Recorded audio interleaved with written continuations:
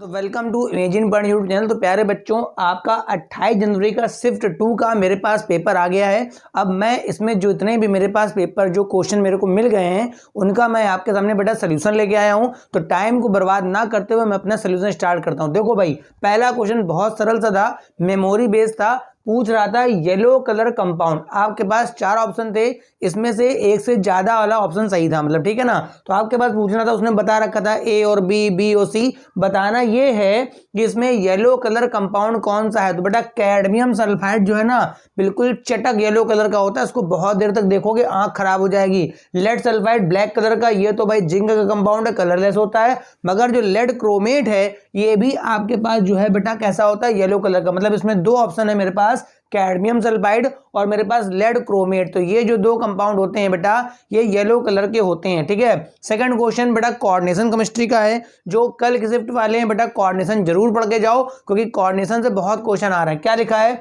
इनमें से मेरे पास, पैरामैग्नेटिक कौन सा। सिंपल सी बात समझो, अगर पैरामेटिक पूछ रहा है और कहीं पर उसने वीक फील्ड लगा दिया है, अगर कहीं पर उसने वीक फील्ड लगा दिया है और वो जिंक नहीं है, जिंक में तो D10 होता है, जिंक में क्या होता है D10, तो वहां तो मेरे पास डायमेटिक हो सकता है। अगर कोई अदर मेटल में सिंपल सी ट्रिक है, अदर मेटल में अगर कोई वीक फील्ड लिगेंड लग गया तो पैरामेटिक जरूर होगा। अब देखो जरा ध्यान से, यहां पर भाई निकिल पे उसने लगा दिया Cl। निकिल क्या होता है, निकिल D8 सिस्टम होता है, 2 अनपेयर्ड होते हैं, Cl पेयरिंग कर नहीं पाएगा, काम खत्म हो गया। जो देखते ही ठीक लग रहा है, देखो यहां CO स्ट्रॉन्ग फील्ड पेयरिंग कर देगा, Cn स्ट्रॉन्ग फील्ड पेयरिंग कर देगा, CO स्ट्रॉन्ग फील्ड पेयरिंग कर देगा।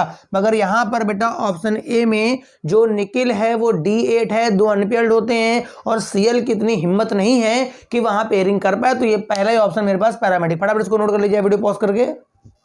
भैया थर्ड क्वेश्चन मेरे पास ये सोल्यूशन का आ गया, बहुत कठिन क्वेश्चन नहीं था। जरूर क्वेश्चन पढ़ते हैं। कह रहा है 30 ग्राम HNO3 is added in a solution to prepare 75% weight by weight, then the volume of the solution। मेरे पास कह रहा है अगर मेरे को 75% वेट बाय वेट का सोल्यूशन बनाना है तो उसके लिए 30 ग्राम HNO3 मैं ऐड करना चाहता हूं, तो उस सोल्यूशन का वॉल्यूम कितना हो जाएगा।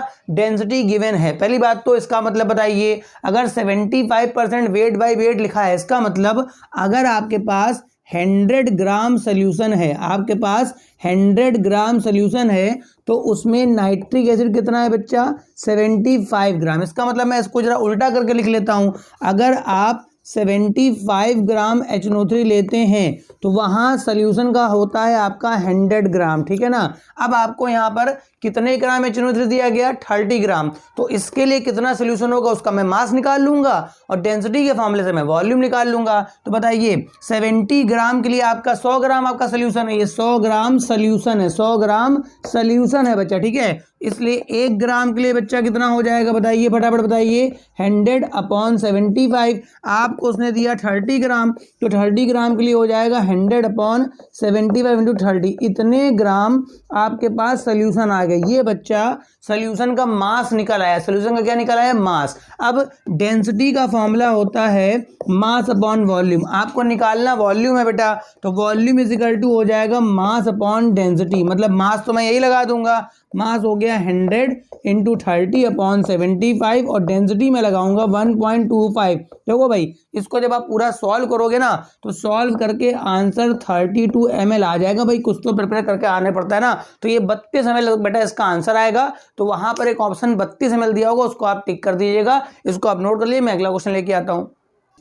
अब देखो आगे का ये मेरे पास क्वेश्चन आ गया, आइसोमेरिज्म का आ गया, ठीक है। उसने 2 स्टेटमेंट दिए थे। असर्जन रीजन का क्वेश्चन है कि दोनों सही है कि एक सही है कि दूसरा सही है। देखो भाई, पहला स्टेटमेंट 1 है कि ये जो मॉलिक्यूल लिखा है 1 मेथिल साइक्लोपेंटेन, और ये जो ये रिंग चेन आइसोमर्स हैं क्या। तो पहला काम इसमें मैं कार्बन गिन लेता हूं, फिर बताऊंगा। देखो इसमें कार्बन है 1 2 3 4 5 6, वहां पर भी गिन लेता हूं 1 2 3 4 5। हाँ भाई, दोनों में कार्बन सेम है। अच्छा, यहां पर भी जो डिग्री ऑफ अनसैचुरेशन है वो 1 आएगा, क्योंकि साइक्लिक कंपाउंड है, और वहां पर एक डबल बॉन्ड है, वहां पर पाई बॉन्ड है, तो इसका दोनों का DU1 आएगा। तो ये आइसोमर होंगे। बस एक बेटा साइक्लिक है, एक ओपन है, एक बेटा साइक्लिक है, एक ओपन है, और इसमें चेन बनेगी 5 की, वहां बनेगी आपकी 6 की। तो ये रिंग चेन आइसोमर है। पहला स्टेटमेंट बिल्कुल सही है, ठीक है। कितनी बार आप लोगों को बताया जाएगा कि बेटा प्राइमरी एमीन, सेकेंडरी एमीन और टर्सरी एमीन जो होते हैं वो फंक्शनल ग्रुप आइसोमर्स होते हैं। भाई बड़ा इंपॉर्टेंट स्टेटमेंट है। बच्चा सोचता है ये तो एमीन है, मगर प्राइमरी एमीन का फंक्शनल ग्रुप सेकेंडरी, सेकेंडरी का टर्सरी। तो ये देखो कार्बन काउंट कर लेता हूं, 1 2 3 4 5, 1 2 3 4 5, दोनों में कार्बन सेम है, एक प्राइमरी एमीन है, एक बच्चा सेकेंडरी एमीन है। मतलब ये जो स्टेटमेंट सेकंड है ये भी सही दिया, उसने दे रखा है फंक्शनल ग्रुप आइसोमर। तो स्टेटमेंट जिसने वो वाला ऑप्शन लगाया होगा first option, statement first statement second both are correct. ठीक है, फिर मेरे पास एक क्वेश्चन नंबर 5 आ गया बच्चा, केमिकल काइनेटिक्स का आ गया। उसमें देखो क्या है कि उसने बता रखा है ये रिएक्शन एलिमेंट्री है। अरे वाह, इससे अच्छा क्या हो सकता है। एलिमेंट्री रिएक्शन का तो रेट हम लोग सीधे लिख लेंगे, तो dx/dt इजिकल टू के हो जाएगा, और ए का एक्टिव मास और बी का एक्टिव मास। अब क्या कह रहा है, वॉल्यूम 1/3 कर दिया गया। क्या कर दिया गया, वॉल्यूम 1/3 कर दिया गया। तो रेट ऑफ रिएक्शन में क्या फर्क पड़ेगा, तो सीधी सी बात है, अगर आप वॉल्यूम 1/3 करेंगे तो कंसंट्रेशन हर का 3 टाइम्स हो जाएगा। वॉल्यूम का उल्टा क्या होता है, कंसंट्रेशन। मतलब जब आपने वॉल्यूम 1/3 करा होगा तो ए का भी 3a हो गया होगा और बी का भी 3b हो गया होगा। ओवरऑल आप देखेंगे तो कितने टाइम्स हो गया होगा, 9 टाइम्स। तो जिन बच्चों ने 9 टाइम्स लगाया होगा उनका बिल्कुल सही आंसर होगा। फटाफट इसको बना लीजिए, मैं एक लास्ट क्वेश्चन बता दूं। देखो बच्चा ये लास्ट क्वेश्चन, ये कोऑर्डिनेशन का फिर से आ गया, तो मैं बार बार कह रहा हूं कोऑर्डिनेशन आप पढ़ के जाइए, मैच करना है। देखो भाई सीरीज बात है, अब यहां पर देखो Cn लगा, देखो Cn वाला तो स्ट्रॉन्ग फील्ड होता है, वो तो बेटा DsP2 देगा।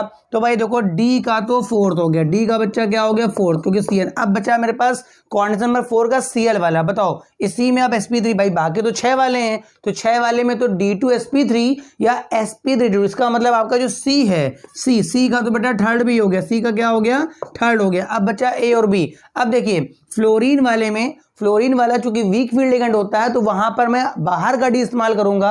ये तो सीधा सीधा क्वेश्चन हो गया, ए का मेरे पास क्या हो गया फर्स्ट, अब बचा कुछ आपका बी, तो बी का मेरे पास क्या हो गया सेकंड। कुल मिला के एक भी दो भी, अगर इसमें से दो भी आपको पता होंगे तो भी आप कर ले जाएंगे। तो उम्मीद है ये सेगमेंट आपको समझ में आ गया होगा। जितने क्वेश्चन मैंने बताए सब बच्चे एक्सप्लेन कर दिए। Thank you for watching.